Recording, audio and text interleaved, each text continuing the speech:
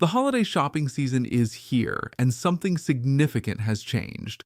Major retailers have quietly introduced new charges that could drain your wallet without warning. Most shoppers remain completely unaware that these policies are already in effect right now. As we head into the busiest shopping weeks of the year, these hidden costs are waiting to catch unprepared consumers off guard. Understanding what's changed and why it matters could save you hundreds of dollars before the season ends.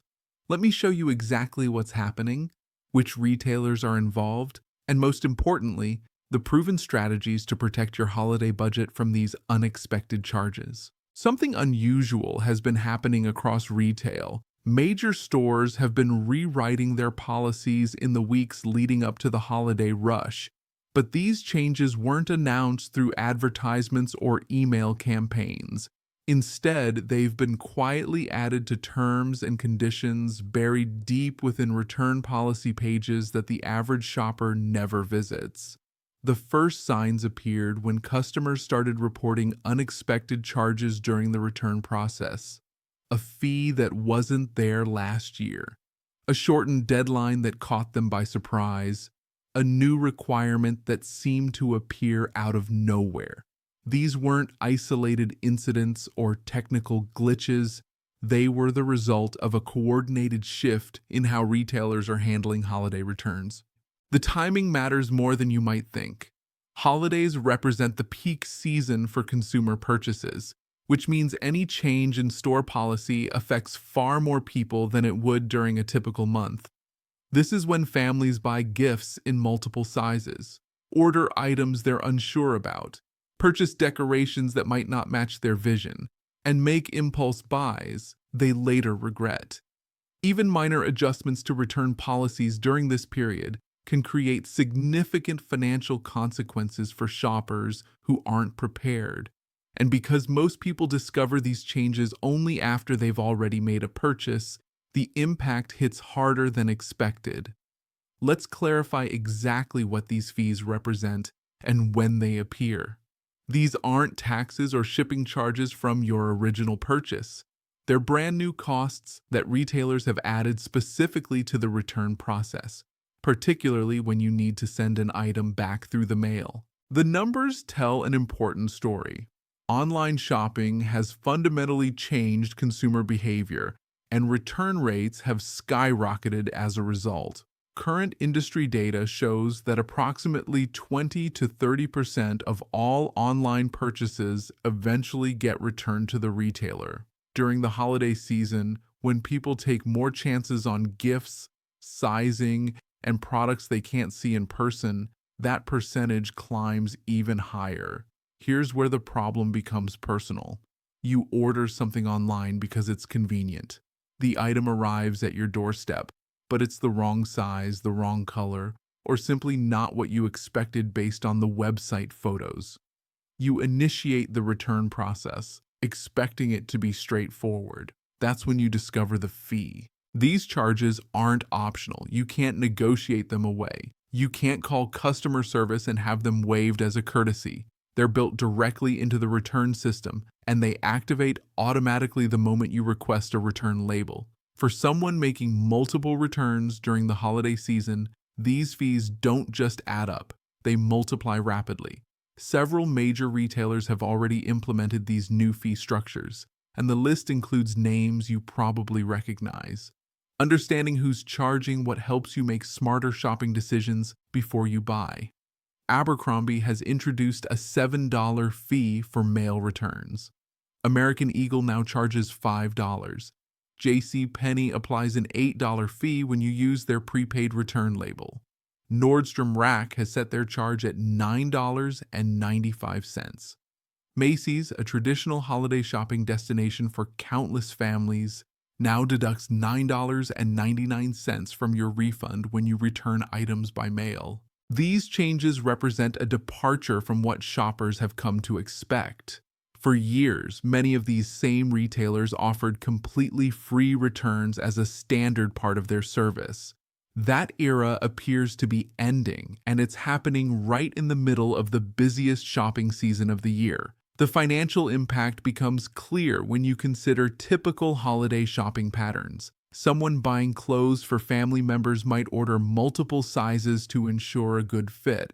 A person decorating their home might purchase several items to see what works best in their space.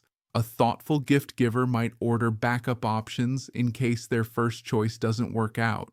In each of these common scenarios, returns become part of the shopping process, and each return now carries a price tag.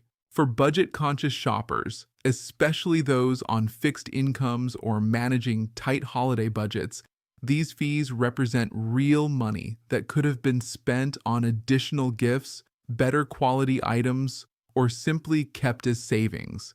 Abstract numbers don't always tell the full story.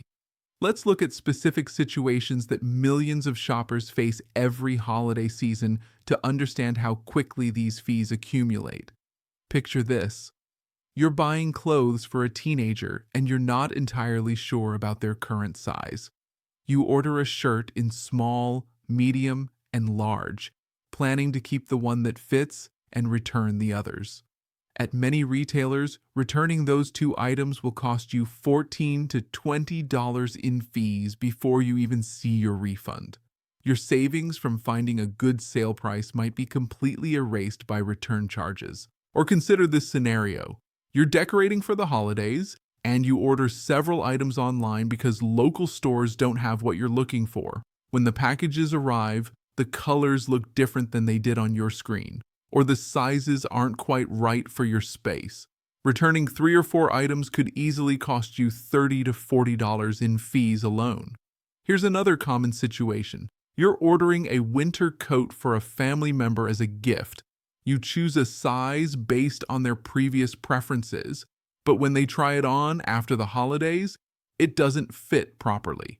Returning that single item by mail could cost nearly $10, and if you need to order a replacement in a different size, you're potentially facing return fees on that purchase as well. These scenarios aren't extreme examples. They're everyday holiday shopping situations that millions of people encounter. The difference this year is that each of these normal, reasonable shopping behaviors now comes with a penalty fee that didn't exist before. For families shopping for multiple people, the math gets concerning quickly. 5 returns over the course of the holiday season could mean $50 or more in fees, money that could have purchased another gift, covered a special meal, or been saved for January expenses.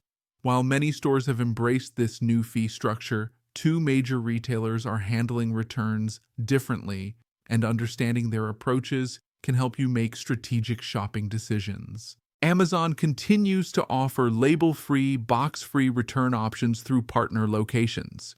If you're willing to bring your item to a Kohl's store, a Whole Foods location, or participating UPS facilities, you can return most purchases without paying any fees.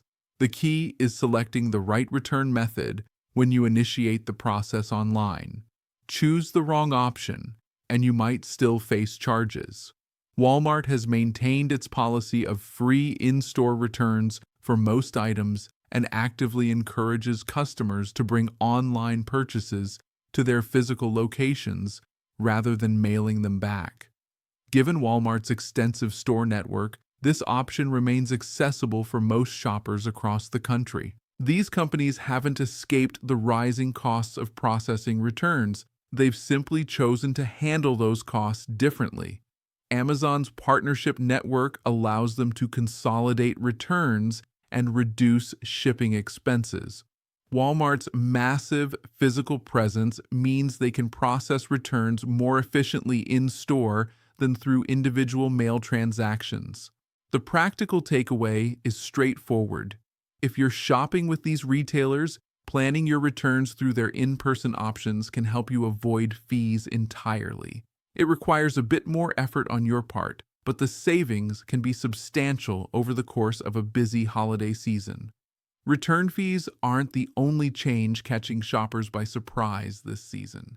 Many retailers have also quietly reduced the amount of time you have to make a return, and this shift might be even more problematic than the fees themselves. Not long ago, generous return windows were a competitive advantage. Many stores offered 60 or even 90 days to return purchases, giving shoppers plenty of time to make decisions, especially with gifts. That flexibility has been shrinking year by year, and this holiday season represents another significant cut. More retailers have reduced their return windows to just 30 days, and some are calculating that period from the shipping date rather than the delivery date. This distinction matters more than it might seem. If a package takes a week to arrive, you've already lost a week of your return window before you even see the item. Holiday return policies add another layer of complexity. Some stores have implemented special deadlines requiring all holiday returns to be completed by early January, regardless of when the purchase was made. If you buy a gift in mid-November, give it in late December, and the recipient wants to return it in early January, you might discover the window has already closed. Missing these deadlines doesn't just mean you're stuck with an unwanted item. In some cases, late returns face additional fees or result in store credit instead of a full refund. The financial implications extend beyond the original purchase price. This change is particularly problematic for early shoppers who pride themselves on getting ahead of the holiday rush. Buying gifts in October or November used to be smart planning. Now it means you need to carefully track return deadlines that might expire before you even give the gift. Understanding the retailer perspective doesn't make these fees less frustrating, but it does explain why this change is happening across the industry at the same time. Returns have become an enormous financial burden for retailers. According to industry research, returns now cost U.S. retailers approximately $890 billion annually. That figure isn't just about refunding the purchase price. It includes the cost of sorting returned items, shipping them back to distribution centers, inspecting them for damage, repackaging products that can be resold, restocking shelves, and writing off items that can't be sold at full price. Online returns present the biggest challenge because they're the most expensive to process. Items returned by mail take longer to reach the retailer, cost more to ship, and often arrive in conditions that make them harder to resell. A sweater tried on at home might have makeup stains. A toy removed from its packaging can't be sold as new. Electronics that have been opened face immediate value depreciation. The pandemic fundamentally changed consumer expectations. When stores pushed heavily toward online shopping in 2020 and 2021, many offered extremely generous return policies to ease concerns about buying items without seeing them in person. Free returns, extended windows, and hassle-free processes became standard offerings. But those policies came with consequences retailers didn't fully anticipate. Customers became accustomed to ordering multiple sizes and colors, keeping what worked and returning the rest. Some shoppers began treating retailers like free rental services, buying items for single-use events and then returning them. Others learned they could game the system through questionable claims about delivery or product quality. Retailers absorbed these costs initially, hoping to build customer loyalty and market share. But as the behavior became normalized and return rates continued climbing, the financial impact became unsustainable. Rather than raising prices across the board, many stores have chosen to target the specific behavior causing the problem, returns themselves. During the holiday season, this issue reaches its annual peak. December and January represent the highest return volume of the entire year, sometimes accounting for 30 to 40% of all annual returns in just 8 weeks. Retailers are implementing these fees now specifically because this is when they have the greatest financial exposure to return costs. Now let's focus on the practical solutions. These aren't complicated loopholes or tricks. They're straightforward strategies that work with current store policies to help you avoid unnecessary charges. The in-store return advantage. The single most effective way to avoid return fees is to return items in person rather than by mail. Almost every retailer charging fees for mail returns still offers free returns when you bring items back to a physical store location. Yes, it requires more effort on your part. You need to make the trip, potentially wait in line, and process the return face-to-face. But the financial benefit is clear and immediate. Your refund won't be reduced by fees, and you'll typically get your money back faster than waiting for a mail return to be processed. Membership programs. Some retailers offer loyalty programs that waive return fees as a membership benefit. Macy's Star Rewards program, for example, eliminates mail return fees for members, and enrollment costs nothing. If you shop regularly at a particular retailer, checking whether they offer a similar program could save you money on every return. The few minutes it takes to sign up could be worth $50 or more over the course of a year. Strategic return method selection. When returning items to Amazon, pay close attention to the return method you select. The platform offers multiple options, and they're not all equal. Label-free, box-free returns through partner locations like Kohl's, Whole Foods, or UPS are typically free, while other options might include fees. Taking an extra 30 seconds to review your choices before confirming a return could save you $10 or more per transaction. Know before you buy. Before completing a purchase, especially from a retailer you don't shop with frequently, take a moment to review their return policy. Look specifically for the length of the return window and any fees associated with returns. This information should be accessible on the retailer's website, usually in the footer or help section. Understanding these terms before you buy helps you make informed decisions and avoid unpleasant surprises later. Track your deadlines. With shortened return windows becoming more common, calendar awareness matters more than ever. When you receive a package, note the return deadline immediately. If you're buying gifts early, make a note of when the return window expires. Setting a reminder on your phone 1 week before the deadline gives you time to evaluate the item and process a return if needed, rather than discovering too late that your window has closed. Buy strategically by retailer. If you're making purchases that might need to be returned, consider prioritizing retailers with more favorable policies. Shopping at Amazon or Walmart and using their in-person return options gives you more flexibility. Buying from stores with longer return windows provides more breathing room. This doesn't mean avoiding other retailers entirely, but being strategic about where you shop for items most likely to need returning. These changes might represent more than just a temporary adjustment. They could signal a permanent shift in how retailers handle returns, particularly during high-volume shopping periods.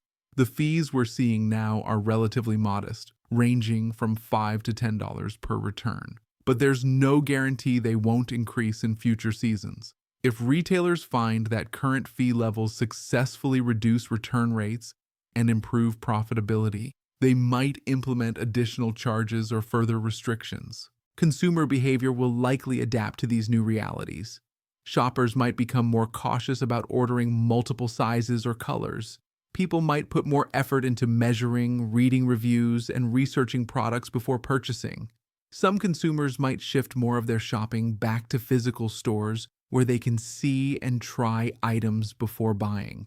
The broader question is whether these changes will ultimately benefit or harm retailers. If fees frustrate customers enough to drive them to competitors, stores might reconsider their policies. If shoppers adapt and continue purchasing at similar levels, the fees will likely remain and possibly expand.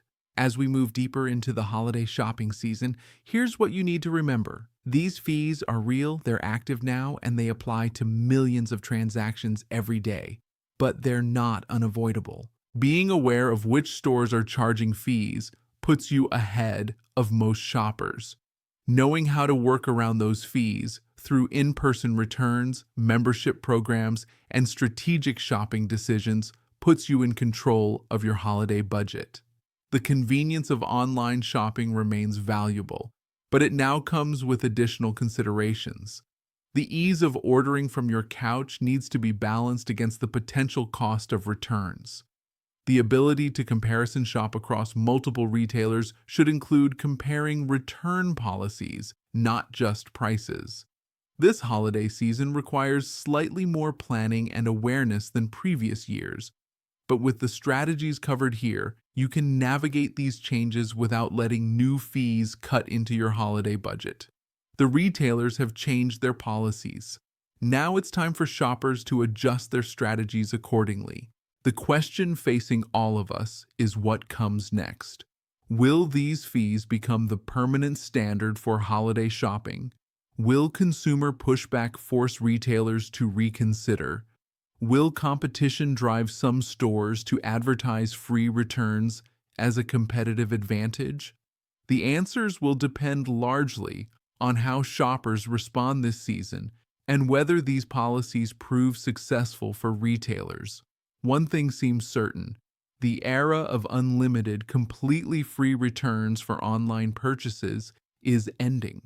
The new era requires shoppers to be more informed, more strategic, and more aware of the true cost of convenience.